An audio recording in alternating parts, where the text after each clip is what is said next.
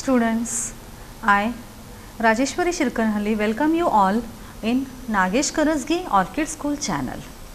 We are discussing chapter number 14, Natural Resources. In our last lecture, we started with very important concept of the chapter, that is biogeochemical cycles.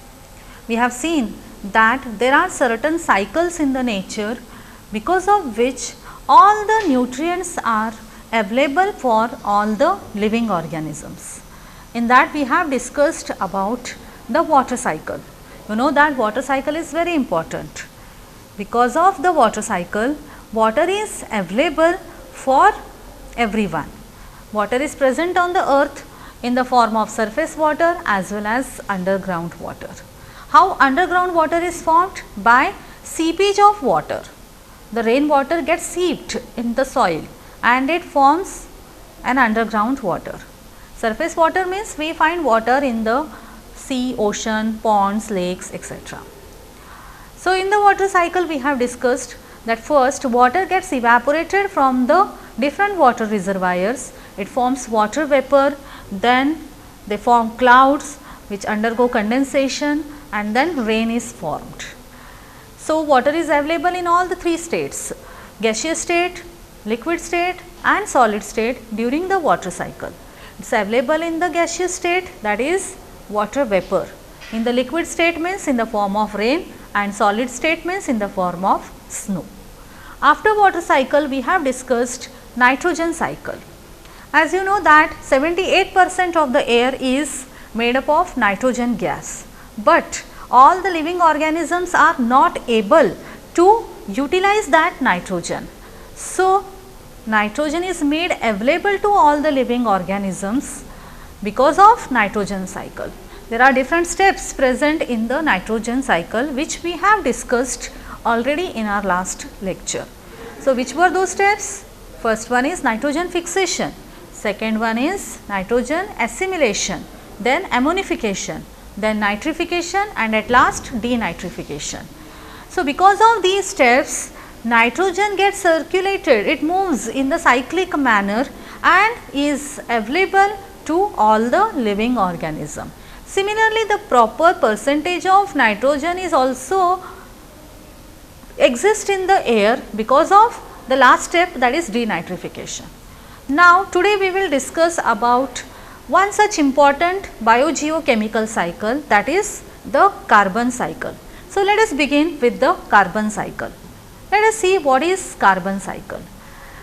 Carbon is found in various forms on the earth. Carbon is very important element and it is present in different forms on the earth. It occurs in the elemental form as diamond and graphite. So, diamond, graphite are the allotropes of carbon, means carbon is present in different forms like diamond which is the hardest substance, graphite which is used in many processes. So, these are the allotropic forms of carbon. Similarly, there is one more form, that is fullerene, Buckminster fullerene.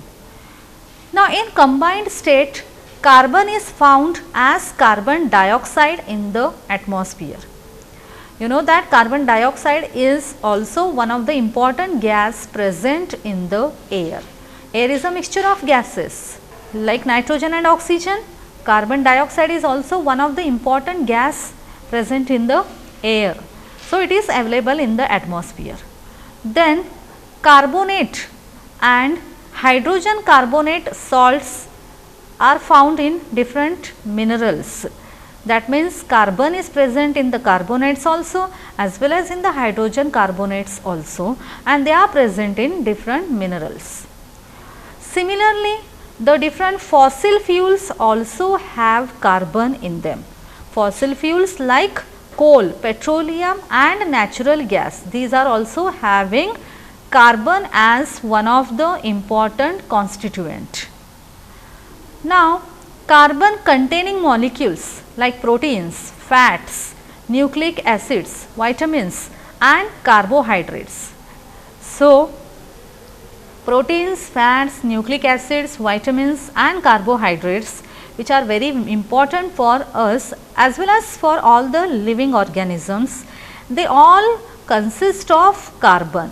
Carbon is very important constituent of all these molecules.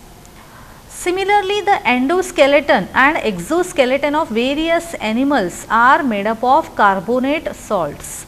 So, for endoskeleton and exoskeleton of the animals also carbon is required, means carbon is must and it is found in different forms, in the form of carbon dioxide, in the form of carbonates and hydrogen carbonates, in different minerals, in the form of fossil fuels, in the form of proteins, fats, nucleic acids, vitamins and carbohydrates, and in the form of endoskeleton and exoskeleton.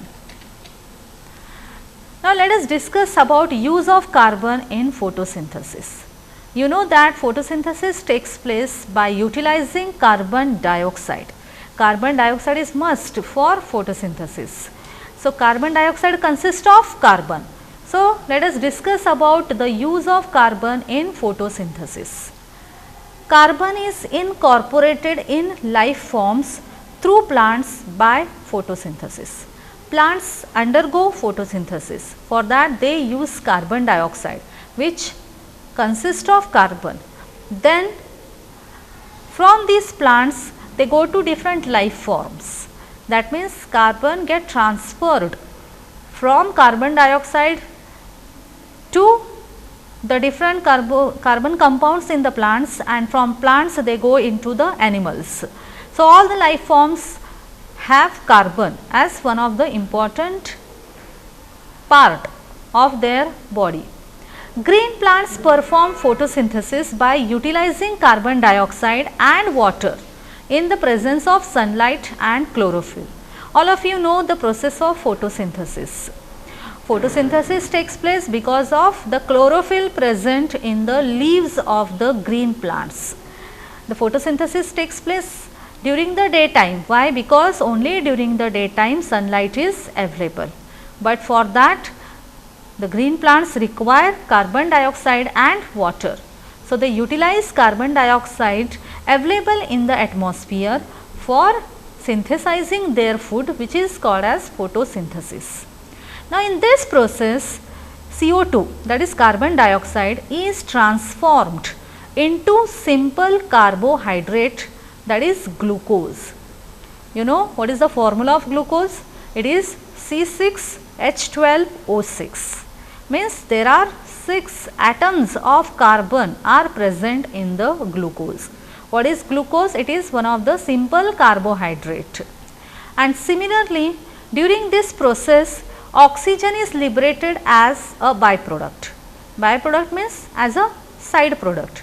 The main product is glucose and the other thing which is released during the photosynthesis is oxygen. So, what happens? Carbon dioxide is transformed into glucose and oxygen during the process of photosynthesis. Now, let us discuss about use of carbon in respiration. What is respiration? It is of two types, external respiration and internal respiration. External respiration means it is breathing. Breathing means exchange of gases, taking in oxygen and leaving out carbon dioxide. And internal respiration means, which is also called as cellular respiration. It happens inside the cells, and during this process energy is produced. So, let us discuss about the use of carbon in respiration.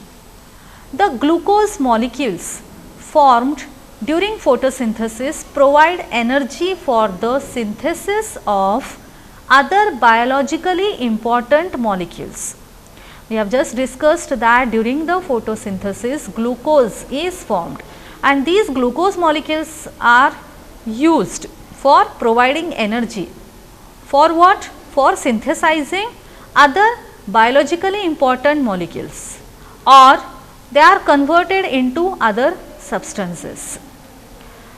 So, respiration is the process involved for obtaining energy from glucose. So, what happens exactly in the respiration? That is, in the internal respiration, energy is obtained from glucose molecules. It releases the carbon dioxide back into the atmosphere. During the external respiration, carbon dioxide gas is released into the atmosphere. So, due to internal and external respiration, carbon is used. Now, there are some other processes that give out carbon dioxide into atmosphere. So, let us see which are the other processes that give carbon dioxide into atmosphere. First one is decomposition of dead bodies and organic wastes by decomposers. What is the function of decomposers? They decompose, means they break down the dead complex organic matter into simpler substances. That is called as decomposition, and it is done by decomposers. So, they decompose dead bodies and organic wastes. During that time also carbon is released into the atmosphere. The second process is combustion. Combustion is nothing but burning. So, when we burn the fossil fuels like coal and petroleum, some unburnt carbon particles get released into the atmosphere. Similarly, carbon in the form of gases like carbon monoxide gas and carbon dioxide gas get released in the atmosphere due to burning of fossil fuels. So, when we burn coal and petroleum, carbon gets released into the atmosphere. The third process is weathering of rocks and volcanic eruptions.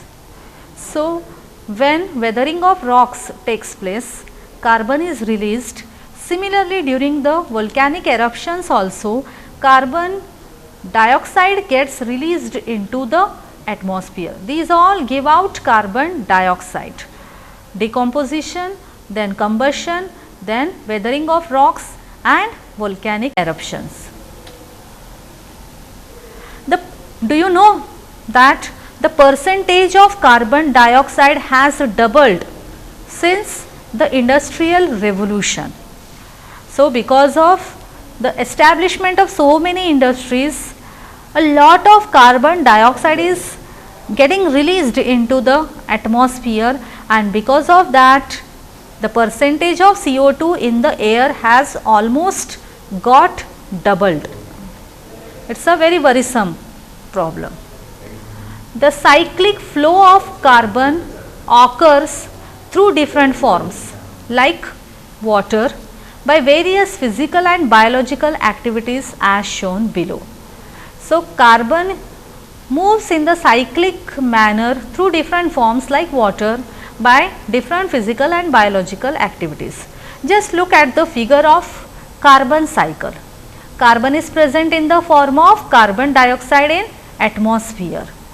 Then it goes in the water in the form of carbonates, from there we get limestone. Similarly, this CO2 from the atmosphere gets utilized by the plants during the photosynthesis. Then during coal, petroleum, burning of these also releases carbon.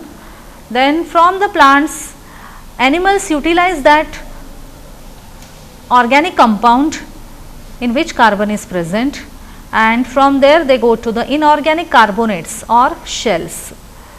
Similarly, due to the respiration and decomposition, carbon dioxide gas released into the atmosphere. That means carbon moves in a cyclic manner because of different physical and biological activities. Which are the biological activities? Production of food through the photosynthesis, then animals utilize that, then respiration, decomposition, these are all the biological activities. Physical activities means carbonates in water, they form limestone, then burning of coal and petroleum, and inorganic carbonates or shells formation, all these are the physical activities. So, because of this physical and biological activities, carbon cycle is found in the nature. Now, let us discuss about greenhouse effect. and global warming. So, what is greenhouse effect and what is global warming? Greenhouse effect and global warming. Some gases like carbon dioxide, CO2, prevent the escape of heat from the earth. What is CO2? It is one of the greenhouse gas. What is its function?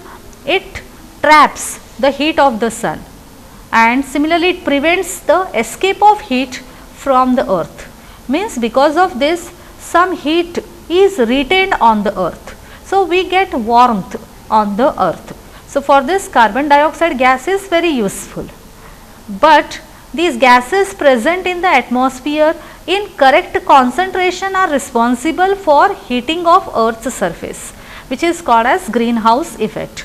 So, greenhouse effect is one of the desirable effect. Because of the greenhouse gases like carbon dioxide, the heating of earth's surface takes place. But for that these gases in the atmosphere should be present in correct concentration. They should not be too less or too high. If they are very less, then the earth will become very cold, but if their concentration increases, then the earth becomes very hot. An increase in the percentage of these greenhouse gases leads to global warming. What is global warming? Increase in the temperature of the earth. The temperature of the earth is getting increased and it is increasing day by day. Why? Because the percentage of greenhouse gases have got increased in the atmosphere. Now, there is an activity for you. You have to find out the consequences of global warming, what they would be. You have to find out what would be the consequences of global warming. Similarly, you have to find out the names of some other greenhouse gases. Just now I told that carbon dioxide is one of the greenhouse gas. There are some other greenhouse gases which you have to find out the names of these greenhouse gases. Similarly, you are going to find out the consequences of global warming.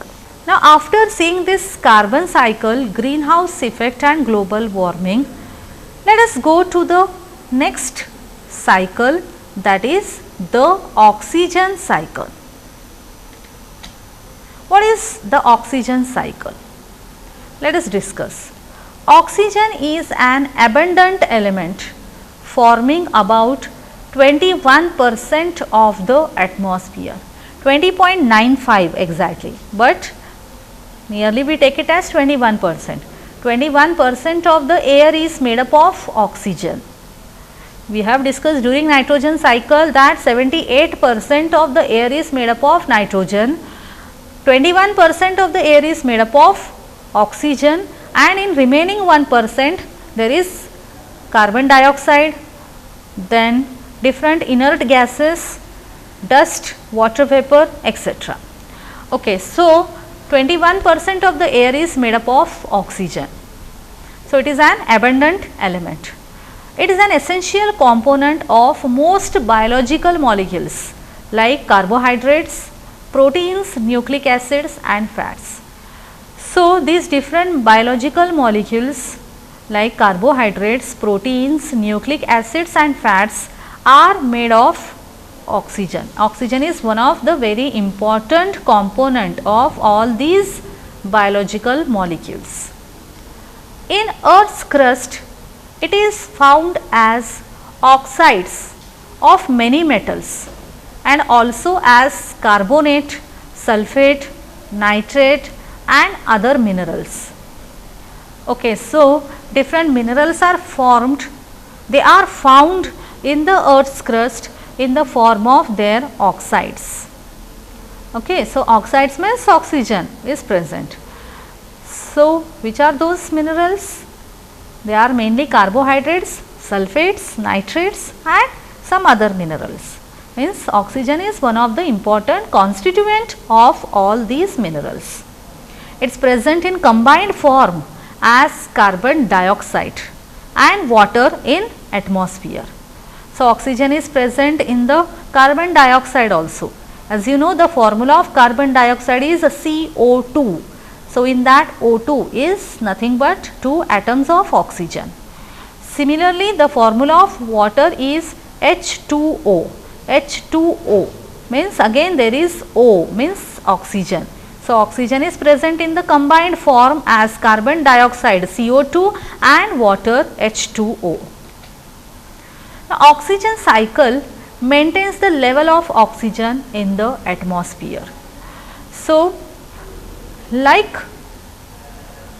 water cycle, nitrogen cycle and carbon cycle, there is oxygen cycle due to which the level of oxygen in the atmosphere get maintained.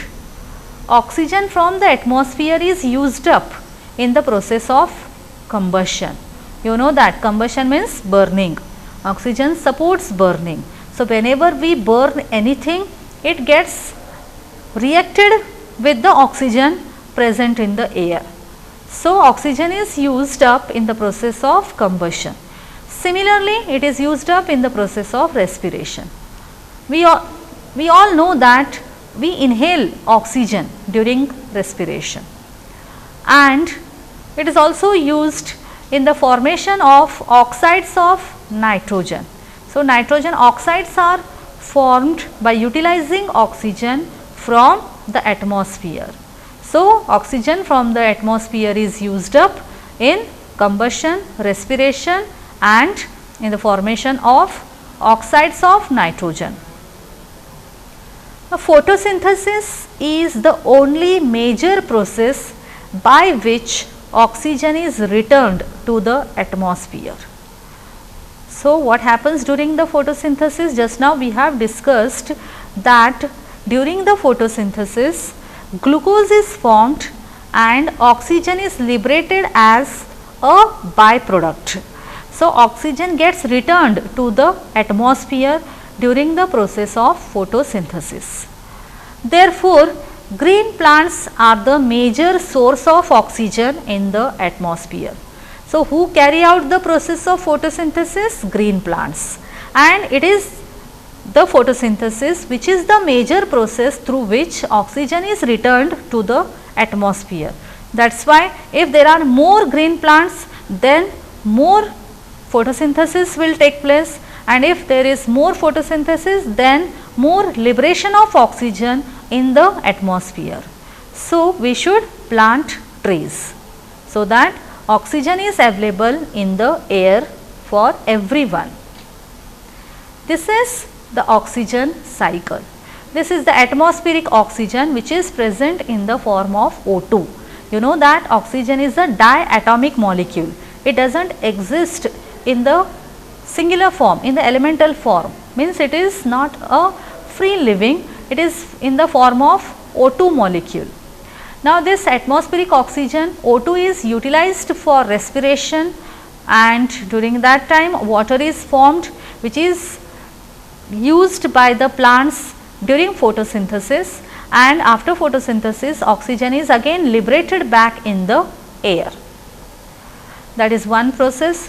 The second one is the different organic molecules like glucose C6H12O6, which is utilized during respiration for producing energy, and during that time carbon dioxide is formed, and this carbon dioxide is again utilized by the plants for photosynthesis, and during the photosynthesis glucose is formed. So, because of this oxygen gets moved in the cyclic manner. So, this is called as oxygen cycle. Now, after discussing about oxygen cycle, let us discuss about ozone layer. You know what is ozone layer? It is there in the atmosphere. It is a layer made up of ozone molecules. Ozone O3 means it consists of 3 atoms of oxygen. What is the main function of this ozone layer? It absorbs the harmful ultraviolet rays of the sun. So, it protects the earth from these harmful UV rays. So, let us discuss about this ozone layer in detail. Ozone layer. Ozone is a triatomic molecule. Here the word tri means 3, means ozone molecule is made up of 3 atoms of oxygen. So, it is a triatomic molecule with the formula O3. The formula of ozone is O3. Its concentration is more at the height of 20 to 25 kilometers from the sea level. So, if you go at the height of 20 to 25 kilometers from the sea level, there you find more ozone layer. Its concentration is more at this height. This zone of higher ozone concentration is called ozone layer. So, where is ozone layer? It is at the height of 20 to 25 kilometers from the sea level. It consists of ozone molecules which are triatomic molecules O3. So, here the concentration of ozone is more, that is why it is called as ozone layer. It is found in the stratosphere, which is thus also termed as ozonosphere. Stratosphere is also called as ozonosphere. Why it is called ozonosphere? Because it is found in stratosphere. Ozone layer is found in stratosphere. That is why it is called as ozonosphere. Do you know that ozone is poisonous, but luckily it is not stable near Earth's surface. So, ozone is not stable near Earth's surface. It is at the height of 20 to 25 kilometers from the sea level, and because of that we do not inhale ozone molecules. Otherwise, it would have been very lethal for us, because oxygen is poisonous. It is very dangerous to inhale oxygen, but as it is present at the higher level from the surface of Earth, we do not get any problem due to ozone. Now, let us discuss about importance of ozone. What is the importance of ozone? Let us see. Ozone forms a thick layer like a shield in the upper region of the atmosphere and absorbs harmful ultraviolet UV radiations from the sun. So, as I have just told, what is the main function of ozone layer? It absorbs harmful UV radiations from the sun. So, when sun radiates, along with the sun's rays, a lot of harmful radiations also come towards the earth. But because of presence of this ozone layer, these ultraviolet rays get stopped there only, and these radiations do not reach the earth. So, importance of ozone is too much for earth. It forms a thick layer like a shield, thus preventing these radiations from reaching the surface of earth and protecting life forms by damaging effects of UV rays. So, UV rays are very harmful for us. They damage our skin, they cause skin cancer, but we get protection from these harmful UV rays because of presence of ozone. There is a threat to ozone layer, but various man-made compounds like CFCs, CFC means chlorofluorocarbons, they reach the ozone layer. They react with these ozone molecules and they result in the reduction or thinning of ozone layer. So, ozone layer is getting thinner and thinner because of reaction of CFC molecules with ozone molecules. It has already resulted in an ozone hole above Antarctica in 1985. So, in the year 1985, an ozone hole is found about Antarctica. Now, let us discuss about effects of ozone layer depletion. The depletion of ozone layer allows the entry of harmful ultraviolet radiations of the sun to reach the surface of the earth. So, as there is a depletion of ozone layer, the harmful ultraviolet radiations are reaching the surface of earth. These harmful radiations cause cataract, cancer, damage to immune system, then formation of the smog, similarly decreased crop yield. These are the effects of ozone layer depletion. Here in this figure you can see the ozone layer is getting depleted, ozone hole is seen, and this hole is getting bigger and bigger. This picture is taken in the year 1980, then after 5 years in 1985 and 1990, you can see that the whole ozone layer is becoming bigger and bigger. So, here actually we have completed with the chapter. We have discussed different biogeochemical cycles. In that we have seen about water cycle, then nitrogen cycle, carbon cycle, then oxygen cycle. We have also seen about greenhouse effect and global warming. We have also seen about ozone layer, its depletion, threat to the ozone layer and the effects of ozone layer. Now, let us summarize the points in short. Life on the earth depends on the resources like soil, water, air and energy from the sun. So, life is possible because of presence of different natural resources. Uneven heating of air over land and water bodies causes winds. So, how the winds are caused? Because of uneven heating of air and land. Then evaporation of water from water bodies and subsequent condensation give us rain. After that we have seen about the rainfall patterns that depend on the prevailing wind patterns in an area. Different nutrients are used again and again in a cyclic fashion. This leads to certain balance between the various components of the biosphere. After that we have discussed about pollution of air, pollution of water, pollution of soil, and they affect the quality of life and harm the biodiversity. So, we need to conserve our natural resources and use them in a sustainable manner. So, these are some of the important points of the chapter. So, here we have completed with the whole chapter. You have to read the chapter, do all the suggested activities, note down the important points, prepare your own MCQs and always be ready for the test. Thank you.